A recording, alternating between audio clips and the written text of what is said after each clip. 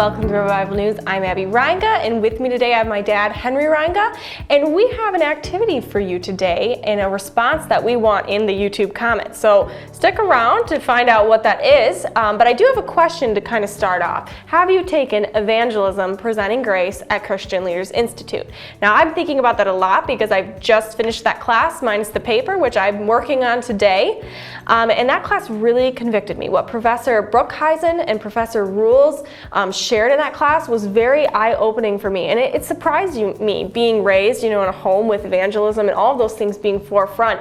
But what right away struck me was in the first video, Professor Brookhuizen said, 90% of those going to church have never brought someone personally to the Lord. And I thought about myself, whoa, I don't even know if I have, and again, it really hit me, and that whole class was just wow. And so we had this opportunity this week. We had some friends visiting from North Carolina. They were some of my boyfriend and I's friends, and neither of them were believers. And so we knew that, and I kept thinking to myself, I just taken this class. I am going to get this. Ready. Yeah, I'm I am going to witness. I'm going to be a vocal witness. I'm going to share with my words. I'm going to be a thoughtless witness in my actions. It's just going to be irradiating Christ to them.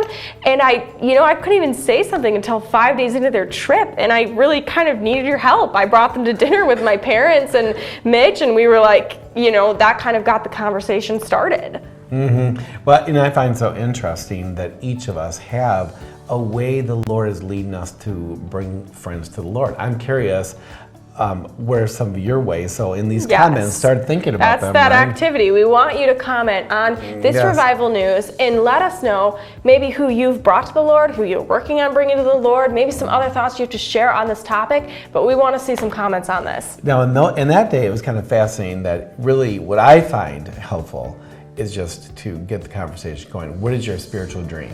What metaphors guide your life? And what I find is whatever they answer that question, those are conversation points. Yeah. And you can start taking the discussion along where they're interested in. Now, if they're interested in topics of despair, like I'm really bummed, is evolution real, all this other stuff about, we can't hope for too much, so we believe in evolution, so it's okay that we all just kind of, that's one discussion. Right. And then there's other discussions. It could be things with being, I'm in a conflict, my whole life is full of conflict, I need peace, and the gospel everybody's at a different speaks to spot, all of those and things. it speaks into all of it. That's so right. The first thing is to find out. Well, it's maybe that hurt spot for them that needs the witnessing brought to. And then through that evangelism class, there's a lot of tools for that. Yes, so if you haven't taken it, I highly recommend it. Again, one of those classes that really got me thinking. And it was just amazing to see once we started asking those questions that could get down to some of the hurt, some of those things that were maybe bothering, then the doors open for us to go further on that. And what I also loved in that class is, they say don't just be a sower. It's important that we plant the seeds. It's important that we share when we can. But it's important that we also, when we have the opportunity, we be a reaper. So if it's someone that we are close to, that we keep going back, we water that seed, we be there, we be in that relationship, and we continue to be a witness. Well, just closing this now, again, we want everybody to share. Yeah, share your comments. We're excited to see that. But it seems like one of the things that I know is each generation needs to be reached.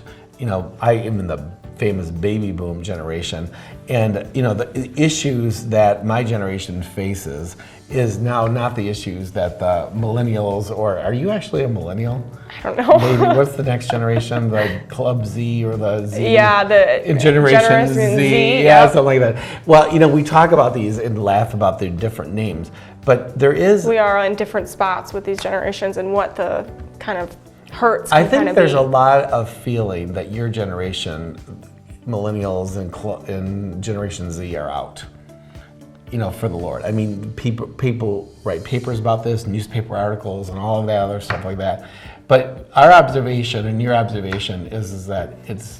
They're not. There is hope. There is absolutely hope. And again, we can't do it ourselves, but we can do it through Christ, through the Holy Spirit, and just continuing to be vocal witnesses like Christ called us to be. But it's hard. It's really hard. And that's what I experienced this week. And it shocked me because I was like, I'm going to do really good. But again, I'm a work in progress too. But I did definitely have a lot of growth in how to work on this evangelism and keep, being and reaching out and sharing, again, the gospel. My encouragement for you, Abby, and for everybody is that if you get the conversations going, you become more and more confident. Yes. I love these conversations because I'm comfortable. All the training that you're receiving at Christian Leaders Institute, apologetics and ethics and philosophy. The new philosophy class is good for thinking about issues related to God and religion and Christianity. But all this training, you start becoming comfortable,